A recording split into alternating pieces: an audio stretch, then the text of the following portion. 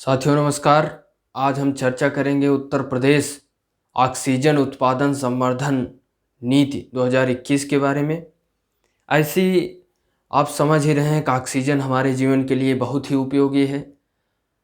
आपने देखा होगा कि जापानी इंसेफ्लाइटिस के कारण गोरखपुर में तमाम लगभग 100 से अधिक बच्चे मर गए थे ऑक्सीजन की कमी के कारण। और ऐसी तमाम गतिविधियाँ देखने को मिलती हैं, हमारे सामने आती हैं कि ऑक्सीजन की कमी के कारण फला दुर्घटना हुई, या कभी कभी एम्बुलेंस में ऑक्सीजन ना होने के कारण एम्बुलेंस तो मुहैया हो गई, लेकिन एम्बुलेंस में ऑक्सीजन ना होने के कारण आदमी मर जाता है अस्पताल पहुँचते पहुँचते तक। और इधर कोविड-19 में भी ऑक्सीजन इक्विपमेंट और ऑक्सीजन सिलेंडर की भारी कमी देखी गई। ऑक्सीजन कंसंट्रेटर और ऑक्सीजन सिलेंडर और उसके सहायक उपकरण, इनकी भारी तादाद की कमी देखी गई, जिसके कारण भी बहुत घटनाएं हुई। और इन सब को देखते हुए सरकार ने ठोस निर्णय लिया कि हमें इसमें आमूलचूल परिवर्तन करना है और इसकी उत्पादकता को बढ़ाना है, जिससे ऑक्सीजन से मौतें ना हों।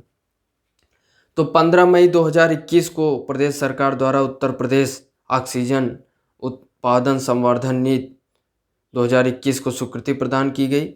इसके तहत liquid oxygen, zeolite, oxygen cylinder, oxygen concentrator, सहायक उपकरण, क्रायोजेनिक टैंकर, आइसो टैंकर और ऑक्सीजन भंडारण और परिवहन उपकरण सुविधाओं का निर्माण करने वाली उन इकाइयों को इस नीति के तहत प्रोत्साहन किया जाएगा। उन्हें लगभग 50 करोड़ से अधिक का निवेश इसमें किया जाएगा। और इसमें ये कहा जाएगा कि इच्छुक इकाइयों को अपने प्रस्ताव अधिसूचना जारी होने के 6 महीने के अंदर देने होंगे। यानी जो भी उपकरण दिया जाएगा, जो भी इकाइयाँ, कोई भी अधिसूचना जारी होने के समय उसको अगर प्राप्त करना है तो 6 महीने के अंदर देने होंगे। इस नीति के तहत 100 करोड़ रुपए तक के पूंजी निवेश प्रस्ताव औद्योगिक विकास मंत्री के समक्ष, जबकि इससे अधिक राशि के प्रस्ताव राज्य कैबिनेट के समक्ष प्रस्तुत किए जाएंगे।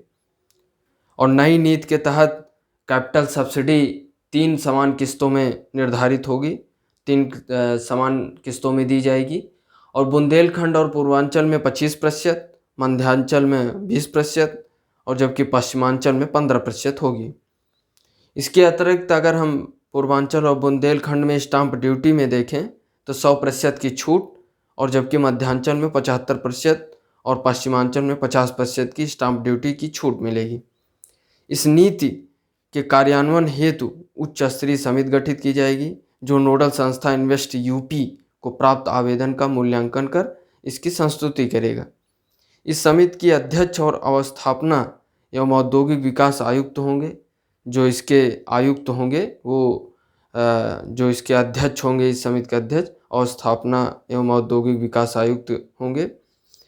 इस नीति का मुख्य उद्देश्य ऑक्सीजन के उत्पादन के अवसरों को बढ़ाना तथा उत्तर प्रदेश के ऑक्सीजन उत्पादन के क्षेत्र जैसे चिकित्सा हो गया, औद्योगिक क्षेत्र हो गया और भी कुछ गतिविधियों में एक आत्मनिर्भर पोजीशन बने भारत की, उत्तर प्रदेश की।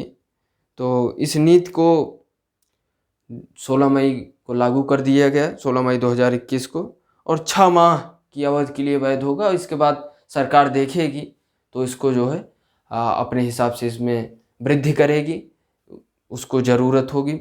तो ये बहुत महत्वपूर्ण योजना थी। आगे भी हम उत्तर प्रदेश से संबंधित कुछ नीतियों के बारे में ऐसे ही चर्चा करेंगे। धन्यवाद।